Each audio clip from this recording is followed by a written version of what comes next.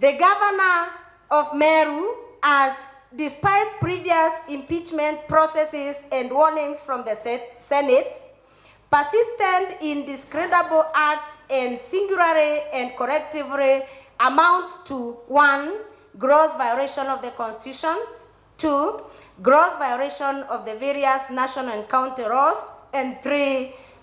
abuse of office. Number 8, the discreditable acts have exposed the office of the governor, the office of the deputy governor, the assembly and its leadership, and the people of Meru to national shame, scandal, embarrassment, ridicule, and disgrace. Number 9,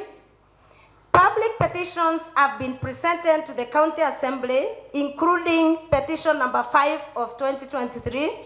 brought by 1,611 members of the public, and statements have been sought by members of the County Assembly on the various gross violations and instance of abuse of office by the governor, and recommendations made by the County Assembly on the various gross violations. 10, there have been several reconciliation efforts, but none has borne fruit. 11, the governor's continued stay in office has persistently undermined effective and efficient service delivery and gravely hurt the interest of the people of the county.